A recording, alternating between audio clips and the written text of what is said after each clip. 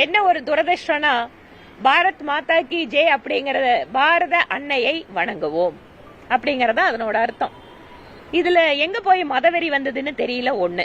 ரெண்டாவது, பாரத் மாதா கி ஜெய் அப்படின்னு நம்மளோட நாட்டோட விடுதலை போராட்டத்துல அந்த ஒற்றை கோஷத்தை வைத்து தன் மீது தடியடி தாங்கிய, தன்னுடைய உயிரை கொடுத்த லட்சக்கணக்கான தியாக வீரர்களை, விடுதலை போராட்ட வீரர்களை இந்த மாதிரி பேசுவதன் வாயிலாக கொச்சைப்படுத்த நினைக்கிறார் அறநிலைத்துறை அமைச்சர். நாடு ஒன்னா இருக்கணும், இந்த நாட்டை பாரத தேவியின் அன்னையாக வணங்குவது அப்படிங்கிறது இன்று நேற்றல்ல.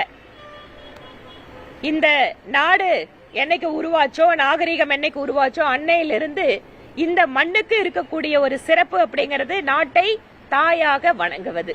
இதுல என்ன அறநிலைத்துறை அமைச்சர் மதவெறி பார்த்தாருன்னு எங்களுக்கு தெரியல. இதெல்லாமே அவர்களுடைய குறுகிய எண்ணத்தை காட்டுகிறது. பாரத் மாதா கி ஜெய் அப்படிங்கிறது பிஜேபியோட RSS ஓட கோஷம் அல்ல. கூட்டணியில் இருக்காரு காங்கிரஸ், அந்த காங்கிரஸ் கூட அவங்களோட கூட்டத்துல பாரத் மாதா கி ஜெய் தான் சொல்றாங்க. அப்ப கூட்டணியில் இருக்கிற கட்சி மதவெறியை தூண்டுதுன்னு சொல்லுவாரா? இது அவர்களுடைய குறுகிய எண்ணம், அவர்களுடைய பிரிவினைவாத அந்த எண்ணங்கள் வார்த்தையா வெளிப்படுது.